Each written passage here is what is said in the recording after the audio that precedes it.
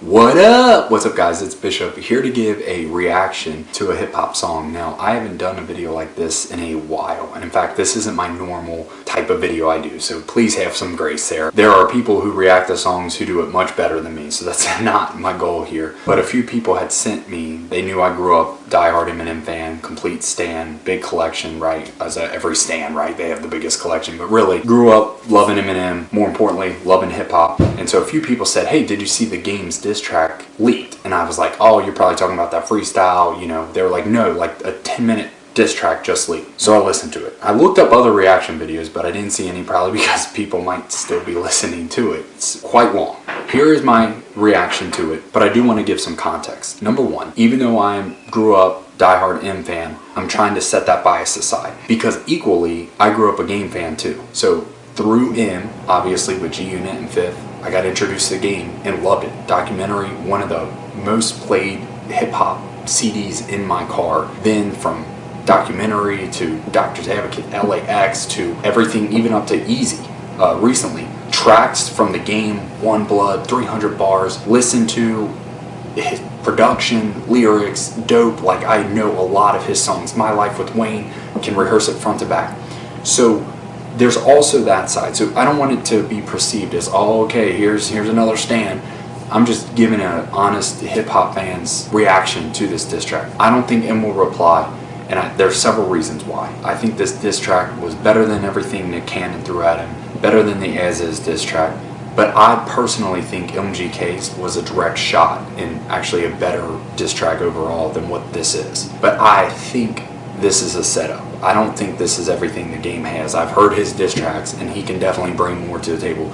So I think he's trying to get him to respond. Through all the interviews and everything over the past, it seems like 4 or 5 months, where the Game has mentioned him, it was almost like he was slowly trying to prompt him to come at him, and he didn't. Now releasing this diss track, if it's legit, then maybe he's open and M responds. But I don't think M does, because I don't think there was enough here that would make M want to reply. In fact, I think after Curtain Call 2 dropped, he's just moving on to the next project. From a production standpoint, it was good.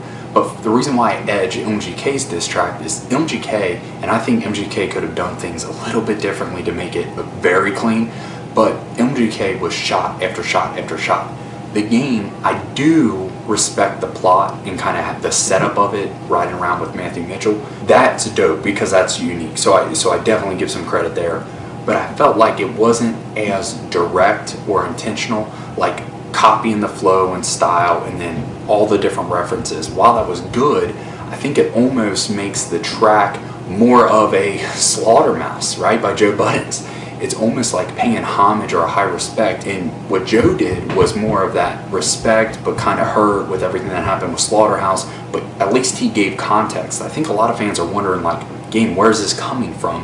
And that's, I think, what a lot of people were hoping to hear in this track, and I just didn't hear it. Now, I understand things that Aftermath didn't work out, I get that, but to drop lines like, you know, out of your 10, I haven't played 10 out of your 11 albums in my car, but then to quote so many songs and references, it's like, well, you had to hear it from somewhere, right? So that's why I felt like it wasn't so much a diss track and it wasn't so much paying homage, because obviously the Haley line and a few other lines, like the Little Debbie line, were shots, right? Little jabs.